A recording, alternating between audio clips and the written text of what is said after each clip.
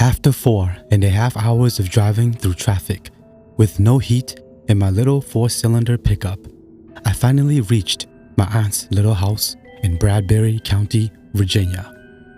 She was out of town for the week. She had 5 dogs and 6 cats, and somebody had to look out for them. She knew I had been in a bad spot lately, and we both agreed that a week away would do wonders for me. She didn't have cable or internet. There were no neighbors within 2 miles, and there was enough food for an army. I had always loved that house. When I was a kid, I'd go there with my mom and my uncle and stay the weekend. We always ate well, fished, relaxed, and took long walks when nobody spoke. We all just looked at the beautiful scenery in the mountains. Her house was nestled right in the valley, and the trees grew up all around it, a beautiful tunnel of green in the spring and a multicolored Pollock painting in the fall. The headwaters of the James River flew by only 100 yards from the front door, and if the wind was right, you could fall asleep listening to it rush past. I didn't get there until after 11 at night. It took me another hour to feed all 11 animals and clean up all the fur that had been shed since the last time she had vacuumed. Apparently, 5 dogs and 6 cats can leave a constant mess, as I would discover when I would wake up covered in hair the next morning. There was an endless amount of cleaning to do, even though the house is only 5 rooms big and 2 of those aren't used. After cleaning and having some leftover pizza, I tried to read a bit, but my eyes wouldn't stay open, and finally, short after midnight, I turned in. I slept on the couch in the living room.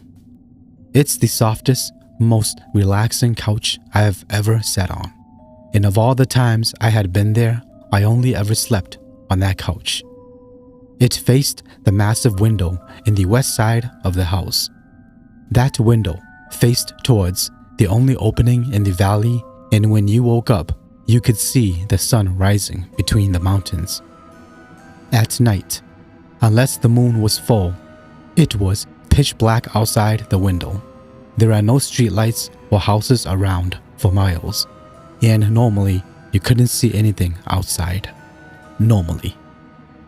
I awoke around 3 a.m. I couldn't tell exactly. I didn't have my glasses on and had taken my contacts out before I collapsed. I listened for what might have woken me, but heard nothing. I looked out towards the window and saw 2 pale lights, close together and very faint, but there. They resembled eyes, but small ones. I assumed it was one of the cats, as I hadn't exactly taken a head count before I fell asleep. But there was a pet door in the kitchen, and anyone that was still out could easily come in. I looked at the eyes, if that's what they were, for a moment longer, and then drifted back to sleep. I didn't think of it again until the next night, and I slept uninterrupted for the rest of the night. The little town my aunt lives in is called Kingsville. There are only about 75 people in the whole place, and it's on the outskirts of the comparatively metropolitan Goshen, Virginia, which boasts almost 400. All 75 seemingly knew my aunt. I knew this somewhat, but I never guessed how close-knit of a community it was until the next day after I got there. I woke up at 7 and began making coffee, wondering at the old-fashioned pot and boiler she used. There was a knock at the door, and the damn dogs started barking. I left the kitchen, and as I headed to the front door, I heard a voice holler, "You dogs, shut up in there! You know who this is. It's Marvin!" The dogs did not shut up. Indeed, they seemed to turn it up even louder. I don't know who Marvin was, but I assumed if he was on a first-name basis with the animals, he couldn't be all that bad. I reached the door and opened it. Kicking heavy masses of yelping fur out of the way. On the porch stood a grizzled old guy with long gray hair and a beard. So long it was impossible to tell where one started and the other began. He wore a flannel shirt and patched jeans and looked like a lumberjack out of a children's book. He carried a styrofoam cooler in his right hand. "You, Paul?" he yelled at me. Judging by his volume, I guessed he was a bit deaf. "Yeah." "Marie's nephew?" "You guessed it. I reckon she told you I'd be here." "That she did. That she did. I'm Marvin." So I gathered. "I live just over the hill on the other side, maybe 2.5 miles towards town." I still couldn't get over that. Where I lived, if you walked 2.5 miles, you'd see an endless progression of houses, all looking like cutouts from a magazine. Here, tramp nearly 3 miles and, hey, you finally see that neighbor's house where you borrowed a couple of eggs on account of your own chickens or being horribly inconsiderate of your breakfast. "What can I do for you, Marvin?" I asked. He handed me the cooler. "Take these. Just some leftover venison I cooked up for you. Your aunt always loves my deer steaks." I took it and thanked him.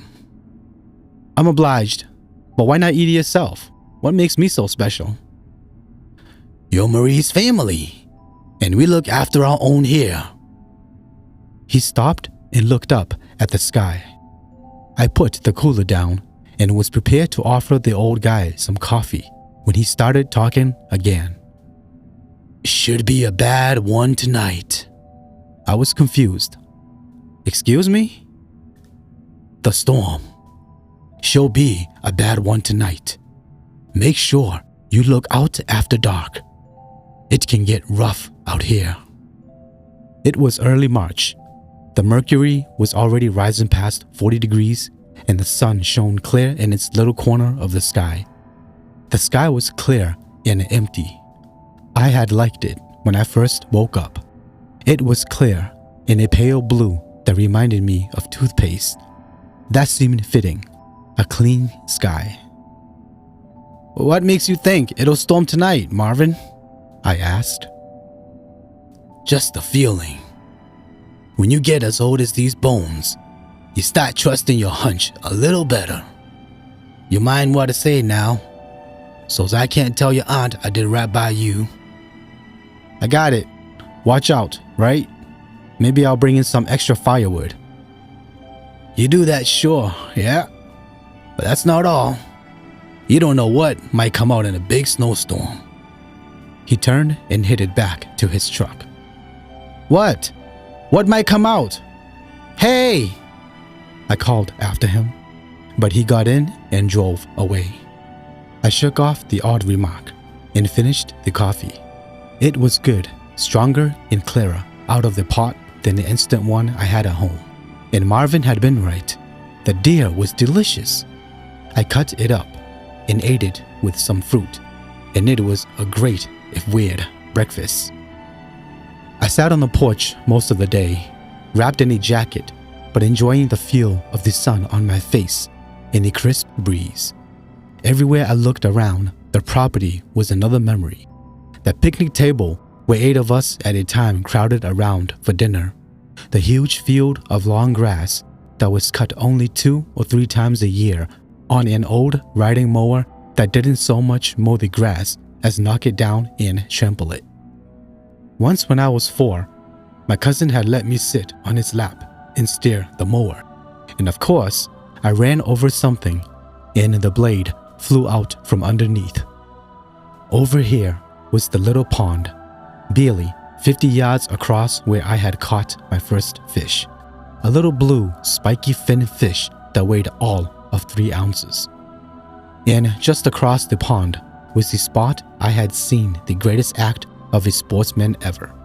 I had been there with my oldest cousin, the first time I had hung out with him alone. I looked up to him because he was 10 years older and just seemed more adult and more sophisticated. he had handed me a spotlight, grabbed his rifle, and we had set out up the mountain. We hadn't gone 10 feet when he hollered at me to bring the light up, which I did, and he fired from the hip. Racing up the hill, we had found a deer, dead as a doornail, not a mark on her, save for a small trickle of blood out of her nose. Evidently, he had shot directly up her left nostril and into her brain from 200 yards away from his hip. Since then, he had never lost his stature in my eyes. I realized I had been lost in reverie for I didn't know how long, and I found myself grinning and chuckling silently on the porch. The nostalgia was mixed with a tinge of sadness for the loss of my youth and the horrible mass of problems I dealt with now as a 20-year-old. It seemed so simple to leave the ghosts of my worries and the hated city behind and just stay here, reliving a better time whenever I chose. As the sun brightened, the blue of the sky deepened, and the thermometer climbed slowly up to and past 50 degrees. I stayed on the porch. Sometimes I read, but more often I just listened to the early songbirds and the rush of the creek. More people came to check on me. They usually brought something along and would not even take coffee as payment. There were fresh rolls and canned apple butter, more deer, and even a small jug of apple moonshine, which I was delighted to receive from the toothless old geezer who lived even further out of town than my aunt did. But every one of them mentioned a storm, and they looked at me sadly as they spoke. I couldn't understand. I had weathered storms before, and though this would be the first by myself, I figured I could handle it.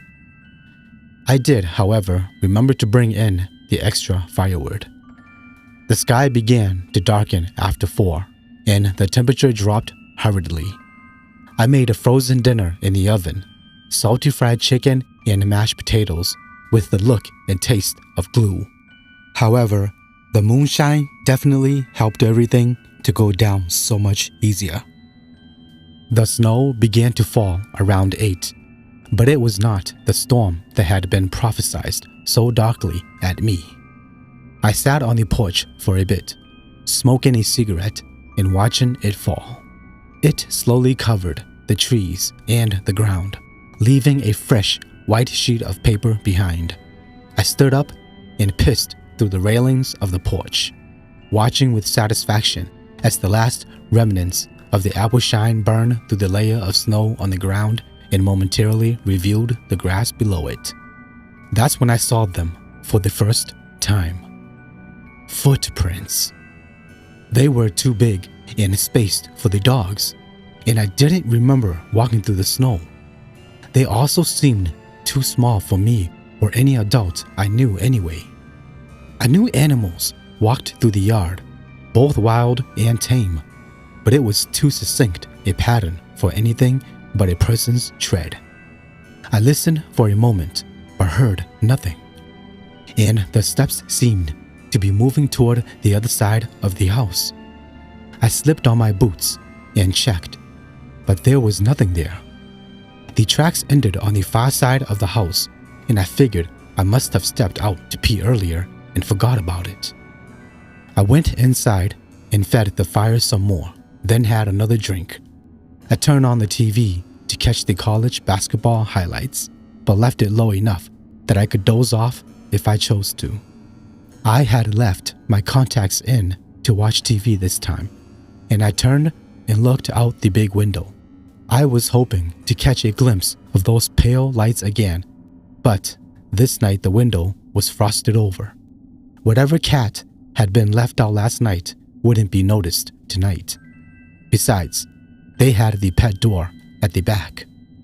I dozed off around 9, and I finally woke up close to midnight by a pounding on the door. The television was still going on. News broadcasts repeating until 6 in the morning. It was very dark, save for the light from the TV.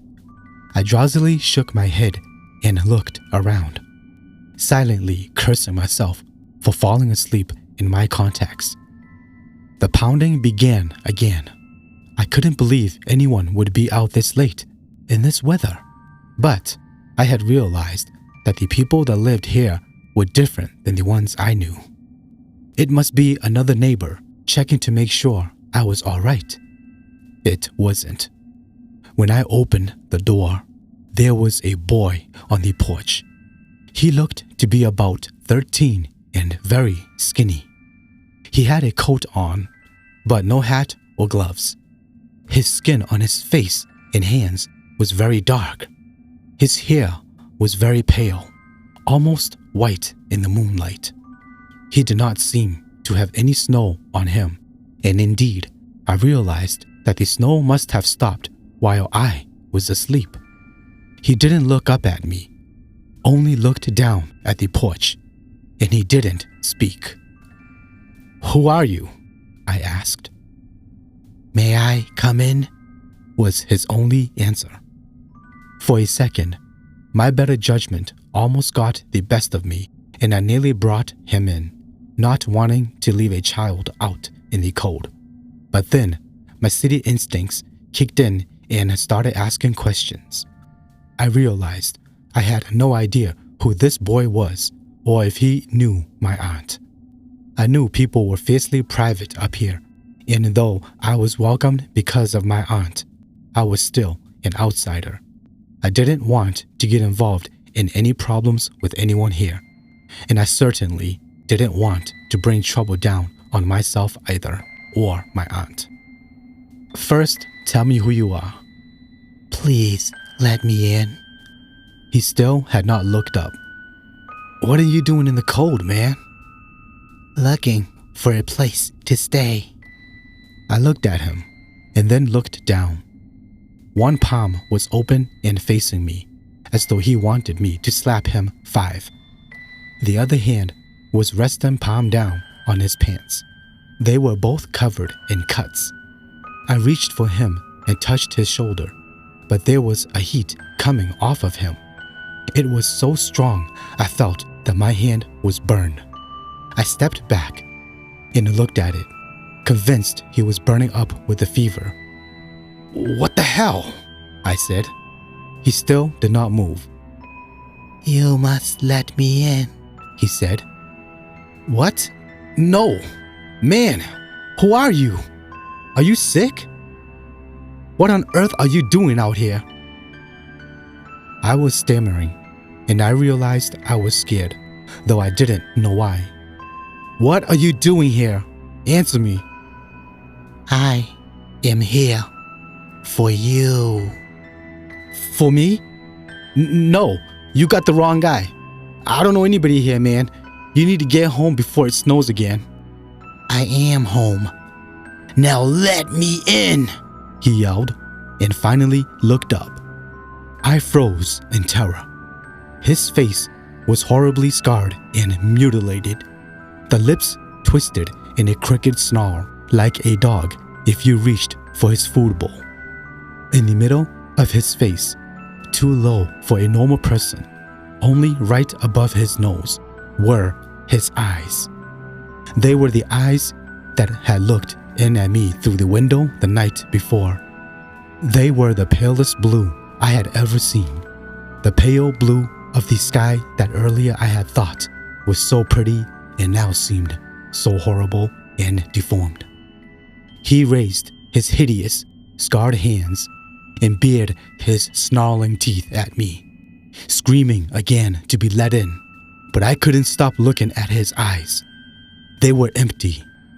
The colors that on most people reveal a depth and intelligence here only ended, and I realized there was nothing there, no soul or spirit, only the hunger of an animal. He reached for my throat, and his screams changed from a plea to be let in to a simple, high-pitched wailing, like a terrible wind. Behind me, I heard a dog stir and begin to whine, and then the rest followed. Hearing the dog's cry, I finally snapped to myself and slammed the door and locked it. He pounded on the door again, but harder this time, so hard it shook the whole house, and the fire, already dwindling, died, leaving me with only the dim light of the TV. I raced to the back to lock the back door, and the horrible howling, the scream that sounded so much like a bad wind, seemed to enter the house and follow me. It got louder and louder, and I realized I was screaming myself. I locked the door and raced to the room on the far side of the house. This room had been shut for years, but I knew there was only one window here, unlike the rest of the house, which now seemed too open, too inviting. I gasped as I entered the room. Those hideous, pale eyes seemed to be in there waiting. I flipped on the lights and almost collapsed with relief. There was only one window in here, and it was completely boarded. Someone must have broken the glass years ago, and she had sealed plywood on there. There were no marks on the wood, except for 2 small round pieces of light blue electrical tape. That tape must have caught the light of the TV and reflected it. I slammed the bedroom door. Once it was shut, the piercing howl of the scream lessened, though it by no means died out. The pounding of the door and the shaking of the house continued. I grabbed a flashlight and clutched it to myself. It was the only thing resembling a weapon I could see and use, and it was a pitifully small thing. I sat against the door and moaned, praying it would end and he would go away. I had no idea what he might have wanted had I let him in. Various tortures and horrors raced through my mind, each worse than the last. I have no idea how long I sat there, listening to those ungodly sounds and waiting for the inevitable crash of the door falling in or the roof blowing off. It may have been 30 seconds or 30 minutes. It felt like 30 days. I was convinced I would die of fear before he came in, that someone would find me in a week or so, with my hair gray and standing on end, and my face in a twisted cower. It finally ended, and I heard nothing for a while. I climbed shakily back into the bed and covered my head in the blankets, still clutching the light. I waited and waited, and finally drifted off into a very light sleep. In the morning, I crawled out of bed. The overhead light was still on in the room, and I looked around. The first thing I saw was the plywood on the window, and I saw that there was no light blue tape. There was nothing at all. I grabbed my bag and raced into my truck, pushing it at dangerous speeds down the dirt road. The snow was not deep, but if the tires had been a little worse, I might have died anyway, or God forbid, been left alive but alone and forgotten until night fell again.